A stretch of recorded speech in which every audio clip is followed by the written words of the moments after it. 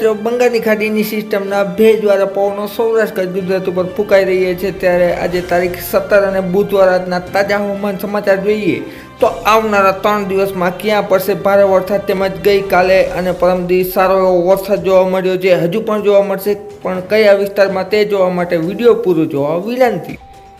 17 તારીખના તાજા હવામાન સમાચાર મુજબ જોઈએ તો ખાસ કરીને સાંજના સમયે મોરબી વિસ્તારમાં આ ઉપરાંત રાજકોટ તેમજ જસદણ વિસ્તાર સાથે બોટાદ આ ઉપરાંત જામનગર વિસ્તારમાં, ત્યારબાદ જોઈએ તો ગાંધીધામ,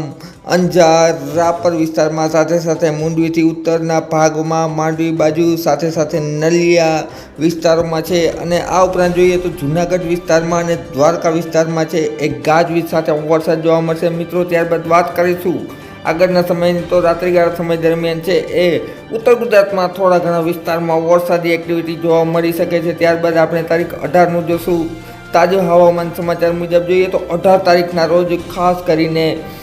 ગેડ વિસ્તારમાં, જેમાં જૂનાગઢના વિસ્તારો આ ઉપરાંત જામનગરમાં તેમજ સાથે ગાંધીધામ, કચ્છ, રાપર, અંજાર વિસ્તારમાં સાથે ભાવનગરની દરિયાઈ પટ્ટીના વિસ્તારમાં, અમરેલીમાં આ ઉપરાંત દક્ષિણમાં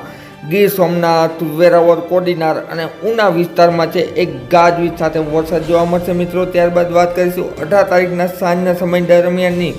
તો 18 તારીખના રોજ ફરીથી વરસાદી જમાવટ જોવા મળશે, જેમાં ખાસ કરીને દ્વારકાના દરિયાઈ પટ્ટી વિસ્તારોમાં, જામનગરથી લઈ અને દ્વારકા, ખંભાળિયા, ભાટિયા વિસ્તારોમાં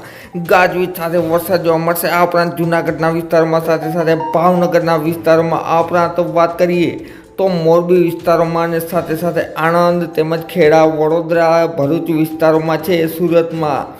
ગાજવીજ સાથે વરસાદ જોવા મળશે મિત્રો 18 તારીખના રોજ। ત્યારબાદ વાત કરીશું આપણે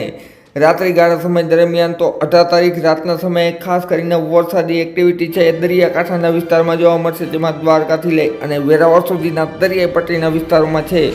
એ હળવા ભારે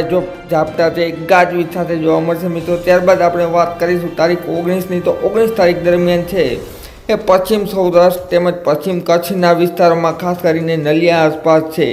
એ ગાજવીજ સાથે વરસાદ જોવા મળશે। આ ઉપરાંત વાત કરીએ તો દક્ષિણ સૌરાષ્ટ્રમાં, જેમ કે ખાસ કરીને જૂનાગઢ, આ ઉપરાંત તો વેરાવળ, ગીર વિસ્તાર, તુલસીશ્યામ વિસ્તાર, ધારી વિસ્તાર, સાવરકુંડલા, અમરેલી, આ ઉપરાંત ઉના સાથે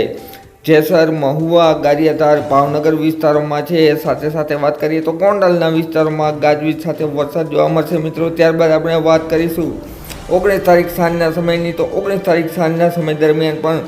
ખાસ કરીને રાજકોટ, ગોંડલ, જસદણ તેમજ બોટાદ, આ ઉપરાંત અમરેલી, ભાવનગર અને ઉનાની દરિયાઈ પટ્ટીવાળા વિસ્તારમાં સાથે પોરબંદર તેમજ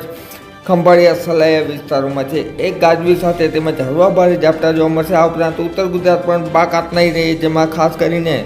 મહેસાણા, રાધનપુર, વિરમગામ, આ ઉપરાંત પાલનપુર, ખેડબ્રહ્મા, દાતા તેમજ થરાદ વિસ્તારોમાં અને સાથે